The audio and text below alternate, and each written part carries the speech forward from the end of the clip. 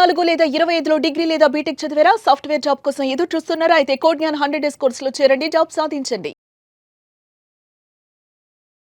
Sir especially రీసెంట్‌గానే నేనొక news చూడడం జరిగింది. ఏపీలో టీనేజ్ ప్రెగ్నెన్సీస్ అనేవి రోజుకి పెరుగుతున్నాయి.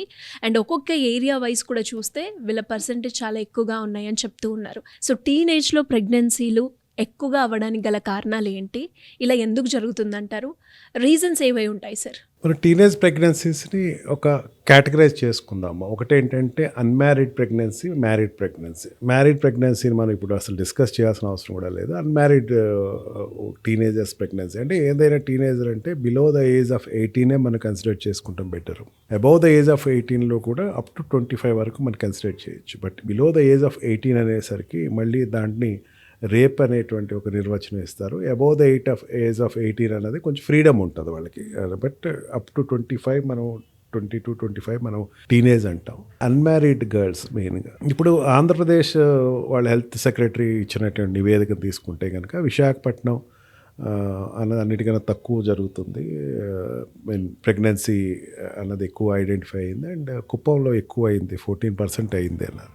పెద్ద ఫిగర్స్ అంటే ఇదివరకు ఎప్పుడో 1.2 ఎక్కడో 2% ఉంటేనే 2% అవుట్ ఆఫ్ 100 2% ఉంటేనే దాన్ని చాలా ఎక్కువైపోతుంది అనుకున్నాం. అదే ఈ రోజున 14% పెరిగింది. అంటే 100 మందిలో 14 మంది టీనేజ్ వాళ్ళు ప్రెగ్నెంట్ అవుతున్నారు. అప్పుడు టీనేజ్ వాళ్ళు ప్రెగ్నెంట్ అవుతున్నారు అనేసరికి మెయిన్ కారణాలు ఏమవుతుందంటే అవగాహన లోపం ఒకటే చెప్పచ్చు. అండ్ చట్టం అన్నది ఒకటి ఉంటుంది. ఆ చట్టం అన్నది ఈ రకమైనటువంటి వ్యవహారాలను ఒప్పుకోదు. ప్రెగ్నెంట్ అవటం పెద్ద ప్రాబ్లం కాదు సిరి. ప్రెగ్నెంట్ గురించి నేను ఎంత తక్కువ మాట్లాడితే అంత మంచిది. ఎందుకంటే వాళ్ళ వ్యక్తిగత స్వేచ్ఛ కింద వాళ్ళు ప్రకటించుకుంటున్నారు, దాన్ని నేను మాట్లాడలా. కానీ below the age of 18 pregnant అయితే గనక ఆ అమ్మాయి ఆటోమేటిక్గా ఒక సెక్షన్కి అట్రాక్ట్ అయిపోతుంది. చేసేవాడు ఎవరైతే ఉన్నాడో వాడు ఆటోమేటిక్గా 376లోకి వెళ్ళిపోతాడు. ఓకే, మానభంగంలోకి వెళ్ళిపోతాడు. ఇద్దరు ఇష్టపడకపోయినా సరే మానభంగంలోకి వెళ్ళిపోతాడు. ఇంకా టీనేజర్స్ వచ్చేసరికమ్మా యాక్ట్ చాలా క్లియర్గా చెప్తుంది ఏంటంటే డిశ్చార్జ్ ఆఫ్ ప్రెగ్నెన్సీ అనేది వాళ్ళ చేతిలో ఉండదు.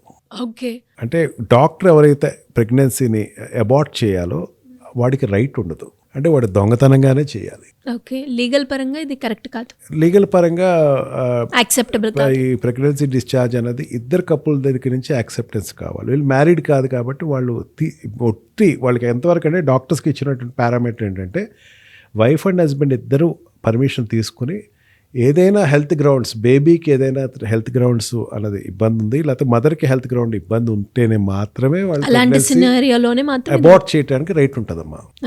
ఇప్పుడు ఏమైపోతుంది, ప్రెగ్నెంట్ అయిపోతుంది అమ్మాయి. ప్రెగ్నెంట్ అయిపోయిన తర్వాత అబార్ట్ అన్నది మళ్ళీ వాళ్ళ చేతిలో ఉండదు, డాక్టర్ చేతిలో ఉంటుంది. డాక్టర్ అన్న వాళ్ళు అబార్ట్ చేసేటప్పుడు ఏంటంటే ఈ పారామీటర్స్ చూస్తారు. ఇద్దరికి పెళ్ళి అయిందా, అవ్వలేదు, సరే నా హాస్పిటల్ రాకుండా వెళ్ళిపోండి అంటారు. గవర్నమెంట్ హాస్పిటల్ అసలు ముట్టుకోదు. ప్రైవేట్ హాస్పిటల్లో కూడా ఇద్దరు పెళ్లి కాకుండా ఈ అమ్మాయి ప్రెగ్నెంట్ అయింది, అసలు అబార్ట్ చేశాడు, మాకు రైట్ లేదండి, సారీ అని చెప్పేస్తారు. ఆటోమేటిక్గా ఏమైపోతారు, వీళ్ళు క్వాక్స్ దగ్గరికి వెళ్ళిపోతారు. ఇదివరకు మిడ్ ఉమెన్ అని ఉండేవారు, అంటే ఈ ఆయాలు ఎవరో ఉండేవారు, వాళ్ళు వచ్చి వీళ్ళకి ఏదో చేయటం అండ్ ఆల్సో మెడిసిన్స్ కొన్ని మెడిసిన్స్ యూజ్ చేసి డిశ్చార్జ్ చేసుకుంటాం. And if that is failed pregnant carry చేయటం అండ్ పిల్లలు పుట్టడం, ఆ పిల్లవాడికి తండ్రి ఎవరైతే ఉన్నారో మ్యారేజ్ చేసుకుంటే వెల్ అండ్ గుడ్ స్టోరీ, వీళ్ళ క్లాస్కి వెళ్ళిపోయి. బట్ మ్యారేజ్ చేసుకోకపోతే అమ్మాయి అన్మ్యారీడ్ డాటర్కి అమ్మాయి కింద ఉండిపోయి పిల్లలు రావటం, ఇది కాన్సిక్వెన్సెస్ ప్రెగ్నెంట్ అయ్యేటువంటి ఉమెన్ ఎక్కువ ఆలోచించట్లేదు అని ఆవేదన వ్యక్తం చేస్తున్నాం. 14% అవుతుంది కుప్పంలోనూ ప్రెగ్నెంట్ అంటే.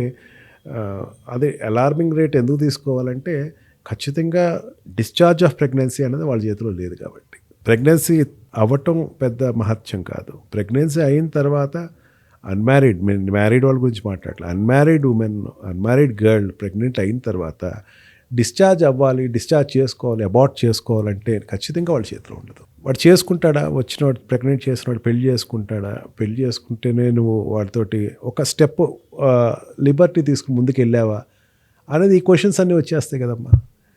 లేదు వాడు చేసుకోడు అనేసరికి మరి ఇప్పుడు డిశ్చార్జ్ ఆఫ్ ప్రెగ్నెన్సీ అనేది నీకు చేతిలో లేదు, బట్ క్యారీ చేస్తావా అంటే ఒక తల్లితనం అమ్మ ఎంతో అదృష్టం కానీ తల్లితనం రాదంటారు.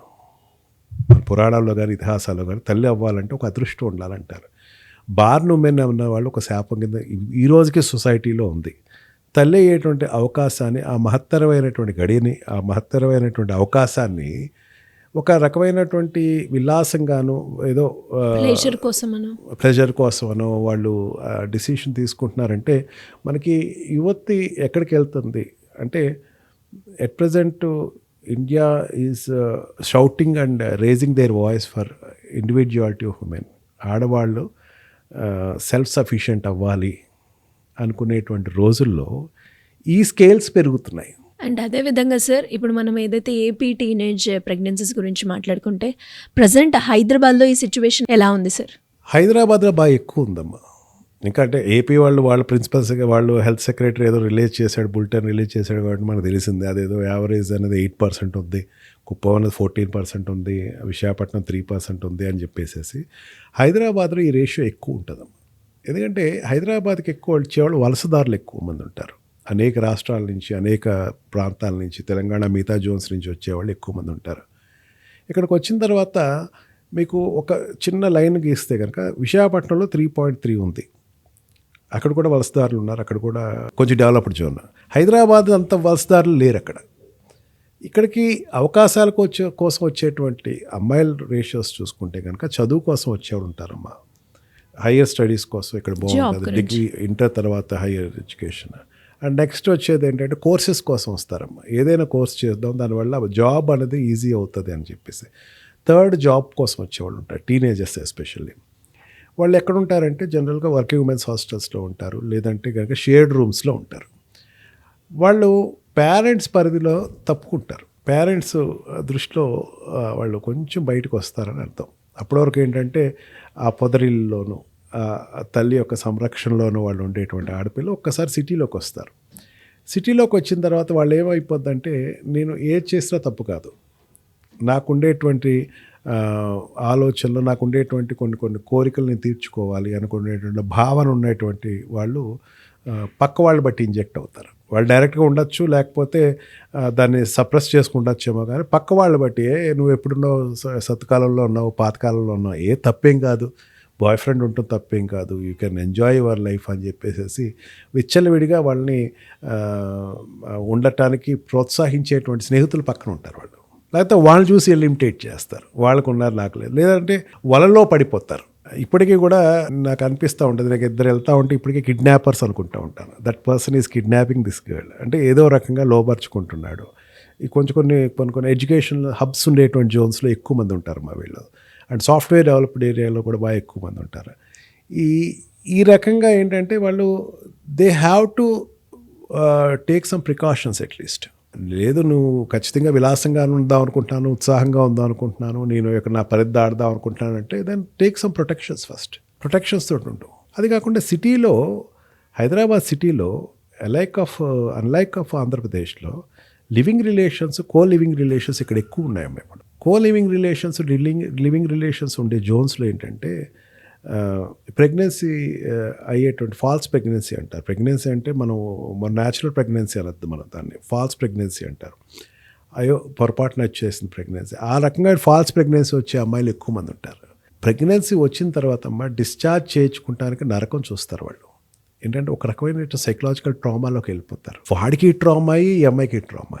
వాడికి ఏంటంటే లైఫ్ ట్రామా, అమ్మాయికి ఏంటంటే దీన్ని ఎట్లాగే అబార్ట్ చేసుకుందాం అనే ట్రామా. క్యారీ ఆన్ చేసుకుంటారంటే క్యారీ ఆన్ చేసుకునే వాళ్ళు 90% ఉంటారని చెప్పచ్చు. Hospitals are not ready to accept it. Corporate hospital ఎవ్వరూ కూడా యాక్సెప్ట్ చేయరమ్మా. చిన్న హాస్పిటల్లో కూడా వాడు వెరిఫై చేస్తాడు. హైదరాబాద్ సిటీలో బాగా ఎక్కువ మంది ఉన్నారు. అక్కడతో ఏమైపోద్దంటే చాలా వరకు ప్రెగ్నెన్సీ వచ్చిన తర్వాత తన లైఫ్ అక్కడ ఆగిపోద్ది. మళ్ళీ ఊరెళ్ళిపోయి మళ్ళీ ఏదో ఇంట్లో వాళ్ళు చెప్పిన సంబంధం చేసుకుంటాం, లేకపోతే ఇంకా అన్మ్యారీడ్ కింద ఉండిపోవటం అనేది చాలా ఎక్కువ సిటీలో కనపడుతూ ఉంటుంది. నా దగ్గర వచ్చే కేసెస్ కూడా ఎక్కువ కనపడతాయమ్మా. నేను మోసపోయాను, ఏదైనా చేయండి, హెల్ప్ చేయండి, నాకు ఏదో రకంగా నాకు హెల్ప్ చేసి పెట్టండి, నేను మోసపోయాను పలానా వాడితోటి, నేను I even got pregnancy, suicide తప్ప వేరే గచ్చింతం లేదు. సరే, ఇక్కడ లైన్ ఒకటి చూసుకుందాం. ఈ అమ్మాయికి సెకండ్ ఆప్షన్ ఏంటంటే లాస్ట్ ఆప్షన్ సూసైడ్ పెట్టుకుంటారు. అభం శుభం ఎరగకుండా ఊర్లోంచి ఇక్కడికి వచ్చేసేసి ఇక్కడ లైఫ్ స్టైల్లో ఉండి ఇక్కడ స్టైల్లో వాళ్ళు ఏంటంటే ఇది ఫ్యాషన్ అనుకుని పబ్స్కి వెళ్దాము, లేకపోతే మనం ఆల్కహాల్ తీసుకుందాము, విచ్చలవిడిగా ఉందాము, మగవాళ్ళతో ఉందాము అని చెప్పేసి అనుకున్న అమ్మాయి ఎక్కడికి వెళ్తుందంటే ఎండ్ లైఫ్లోకి వెళ్ళిపోతుంది, ప్రెగ్నెన్సీ తెచ్చుకుని సూసైడ్కి వెళ్ళిపోతుంది. ఎంత దయానికమైన పరిస్థితి అంటే ఈ అమ్మాయికి ఇట్లాగా చట్టం సపోర్ట్ చేయట్లేదు, హాస్పిటల్ సపోర్ట్ చేయట్లేదు. సరే మోసం చేసిన వాడు ఏమైనా సపోర్ట్ చేస్తాడంటే ఎక్కడో ఇఫ్ ఎట్ ఆల్ అతను కనుక సపోర్ట్ చేస్తే వెల్ అండ్ గుడ్. కానీ సపోర్ట్ చేసేవాడు కూడా ఏమని చెప్తాడంటే వాడు భయపడిపోతాడు. ఇప్పుడు పెళ్లి చేసుకుంటానికి చేసేవాడు కూడా ముందు డిశ్చార్జ్ చేసేసుకో, తర్వాత నేను మ్యారేజ్ చేసుకుంటా అంటాడు. చేసుకునే ఉద్దేశం ఉన్నా సరే, ఎందుకంటే వాడింట్లో చెప్పాలన్నా సరే ముందే మేము ఇట్లా తొందరపడ్డామంటే వాళ్ళు ఒప్పుకోరు.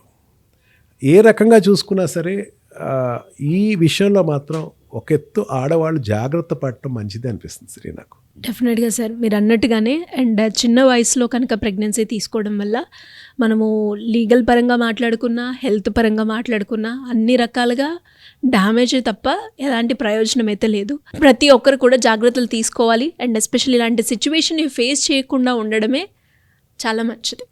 Thank you sir, thank you so much.